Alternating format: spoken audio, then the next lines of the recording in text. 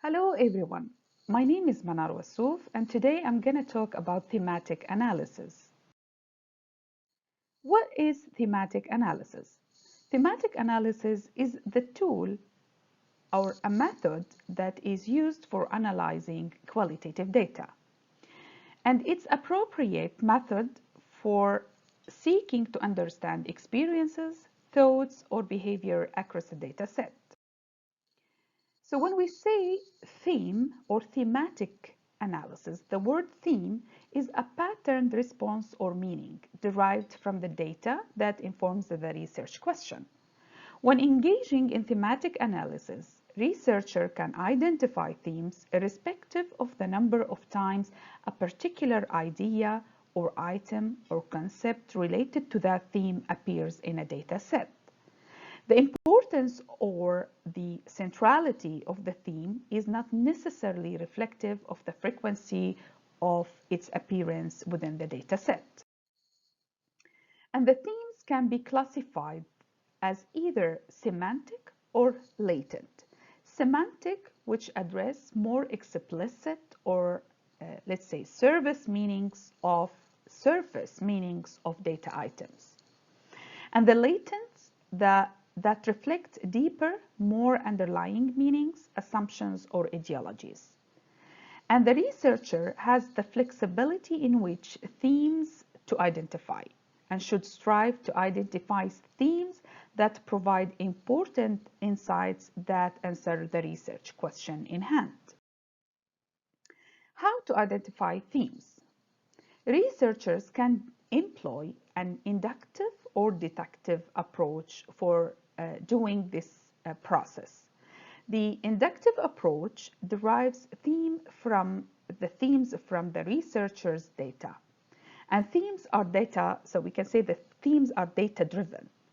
And it might mirror the exact questions asked of participant or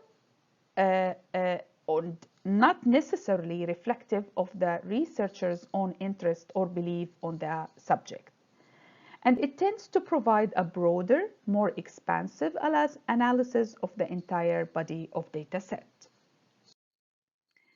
When we say deductive approach, so the deductive approach uses a pre-existing theory or framework or other researcher-driven focus to identify themes of interest. Useful for honing in on a particular aspect of the data or a specific finding that could be best eliminated or understood in the context of a pre-existing theory or frame. To specify which approach to use, I mean the deductive or inductive, is very important to allow readers to properly interpret and contextualize the findings. In thematic analysis, one of the important concepts is codes and coding.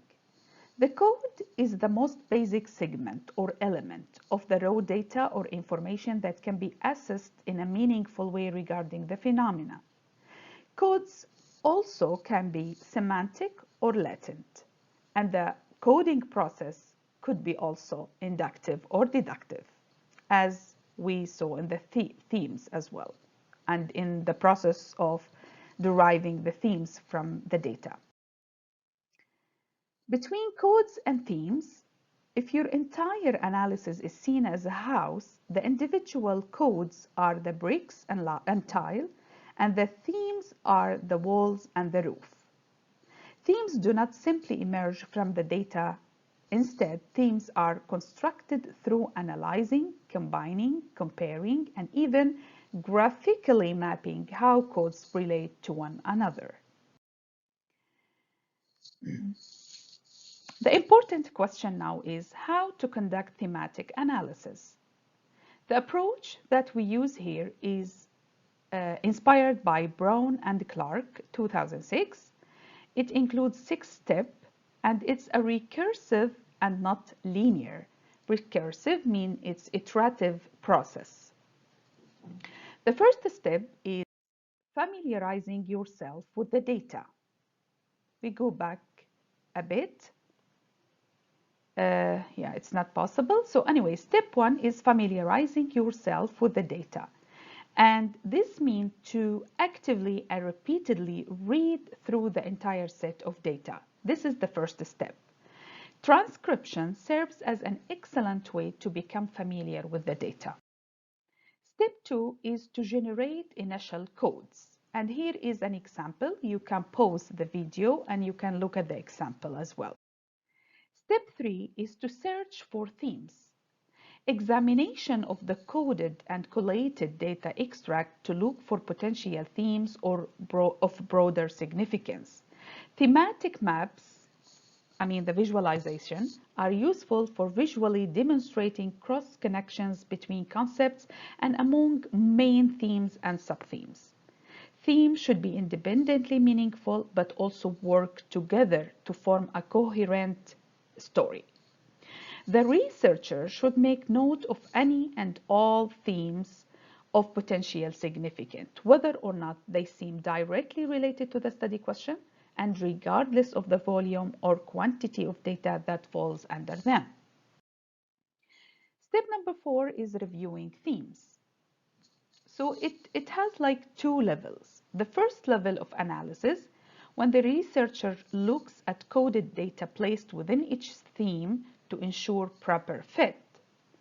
And this level is complete when the researcher is confident that the revised thematic map adequately covers all the coded data, and the coded data should be all included in the final analysis.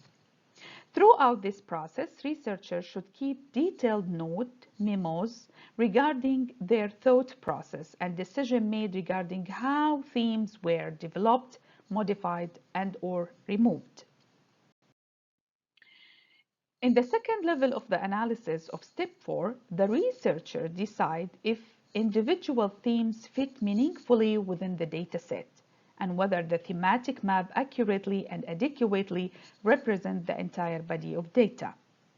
The researcher rereads the entire dataset to re-examine themes and to recode for additional data that falls under the themes that have been newly created or modified in this phase. This revised the thematic map accordingly. Step number 5, called defining and naming themes. In this step, the researcher needs to create a definition and narrative description of each theme and to look for areas of overlap between themes and identifying emergent sub-themes. In step number 6, and the last one, which is producing the report or the manuscript, here the researcher needs to write up the final analysis and description of finding. Using both narrative description and representative data extract, so when we say data extract is like direct quotation from the participant saying, the analysis should describe the data and provide an argument for why the researcher explanation richly and fully answers the research question. Some pitfalls to avoid in thematic analysis process. Number 1, the failure to adequately describe the assumptions that underlie the analysis. We spoke before that we have different processes to do the coding and the theme derivation. So we speak about inductive and deductive approach. And we should highlight this from the very beginning. Pitfall number 2 is an inadequate analysis. So mere description of findings or a listing of data extracts or paraphrased responses does not constitute a thematic analysis. So it requires the researcher to engage in more interpretive work. Pitfall number 3, interview questions should not be used as themes, as this indicates a lack of analysis across the data set. Pitfall number 4 is weak analysis. This can happen when the themes are overlapping and it lacks the internal consistency. Pitfall number 5, incomplete and unsupported analysis. If it lacks exemplary data extracts, or this quotation that we spoke about it before, or when it fails to encompass all of the data set. Here are some of the references used to prepare this presentation. Thank you very much, and please keep in touch if you have any question. Thank you.